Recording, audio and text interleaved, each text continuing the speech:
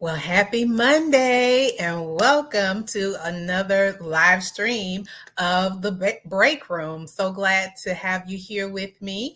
So, if you wouldn't mind going ahead as you are logging in and tuning in, let me know where you are viewing from. And, go ahead and share this with others to invite them into the conversation with us as well.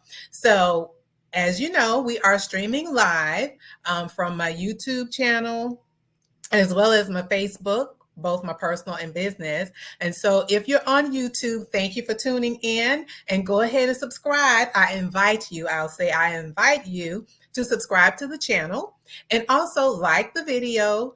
Click on the notification bell so you're alerted when I go live or have any other videos that are posted. And again, share it with some others that you feel could benefit or could have value, receive the value that we talk about in the break room.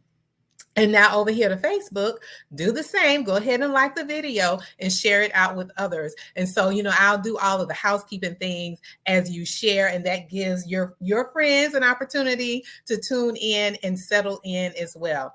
So the break room is our self-care safe space for nurses. It's our escape from the day-to-day so that we can set the tone for our day or even for our week. And I am Deetra Dennis. I am a registered nurse, and I am the self-care coach for nurses. And why am I the self-care coach for nurses is that I empower my fellow nursing sisters to prioritize the care of their most valuable patient, which is themselves, so that they can show up as the best version of themselves every day. And as a result of that, it impacts the lives of their family and their community. So again, welcome to you if this is your first time here with us, and welcome back to all of you that have been hanging out with us here for a while. I really appreciate you tuning in and viewing, and thank you as well those who are viewing the replay, and you're having comments. I am enjoying having dialogue with you and your comments and your aha moments as well. So today, the question is, are you using your skills? And as you know, in the nursing profession, it doesn't matter which role, be it at the bedside or any role that you occupy as a nurse, it requires a lot of physical, mental, and emotional stamina. And as a result of that, it's so important for us to use our skills. And we'll get into more details of what skills I'm talking about. But first, I want to share with you some statistics. I like to bring the numbers or the receipts, if you will, of what's going on so that we can identify. A part of the nursing process is assessing, gathering the data and analytics and all of those things in order to help bring a solution to the what is identified in the assessment. So if you see me looking down, I'm looking at my notes. So when there was a study done by the American Nurses Association, and it was the health risk appraisal that was done, and 82% of the nurses that took that assessment reported a significant level of workplace stress, and it was identified as the top work environment health and safety risk. And further in that, these numbers, so listen. So it said 92% of the nurses reported moderate to very high levels of stress. And as you know, many times when we have high levels of stress, we respond in some kind of unhealthy choices. And so 78% said that they slept less than 8 hours per night. And then 69% did not exercise regularly, and 63% did not consume the recommended 5 daily servings of fruits and vegetables. And what also came along with that is that many of the nurses said they use food as a coping mechanism. And I don't know about you. I know for me, previously in a stressful time, potato chips was my go-to. What has been your go-to in a stressful situation? I would love to see it in the chat. And then the other thing was that 22% classified the unhealthy lifestyle choices as binge drinkers.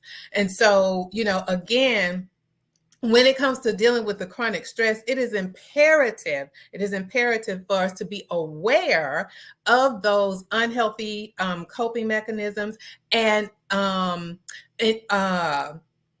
focus on, practicing self-care. And so when you think about self-care, to me, now that means more than a day at the spa. It's really using the good, healthy coping skills when you're in those stressful situations. So when you look at coping skills, this is what the definition is: it's activities or behaviors we have learned or may do naturally that we utilize in moments to help manage stressful situations or overwhelming situations. And it's so important when we're in a state of calm that we develop or create or cultivate the coping skills so that when we're in the stressful moments, we will have those coping skills that will be on automatic and not having the default of the things that we mentioned already before. So again, I would love to see in the chat and even if you're viewing this as a replay, what is your default when you're in a stressful situation? All right, so today what I want us to talk about 3 ways to utilize, 3 ways to use your coping skills as a self-care routine. So again, self-care is more than at the spa, a day at the spa, but it's truly these coping skills really help you in your self-care. So the first one that I want to talk about is relaxation techniques. And so that could mean deep breathing, yoga, meditation, or prayer. Anything that will help, calm you in that stressful situation. With the fight or flight, that is the stress hormone, the cortisol level rises and all of those things. But when you calm yourself, that brings on the relaxation hormones to help relax everything, as the word indicates, or for calm. And so one of the things I'll share with you, one day recently when I was at home visiting my mom, I came upon one of the things that I used to always have with me, and what I did when I worked clinically at the bedside and when I did home health. It was, I'm not sure if you're able to see this, it's called a nurse's prayer. And I would always start my day with this prayer. And so I'm going to read it to you. And it says, a nurse's prayer. And as I care for my patients today, be there with me, O Lord, I pray. Let me speak kind words that mean so much, and in my hands place your healing touch. Let your love shine through all that I do, so those in need may hear and feel you. And, I brought it back with me because I was like, well, Mama, you don't need it. I'm going to bring it on back with me. But even now today, being a nurse entrepreneur and being a coach, I don't use this prayer, but I do have one that's sitting here to the right of me on my desk that I use because, again, I know that nursing is a calling and I am a vessel, and I, avail myself so that I could be used to support those who are assigned to my care. So again, going back to number 1, the 3 ways to use coping skills as a self-care routine is relaxation techniques. I would love to know in the comments, what are your relaxation techniques that you use? So number 2 is journaling or creative expression. So if any of you journal, I know for many, many years, I have been journaling.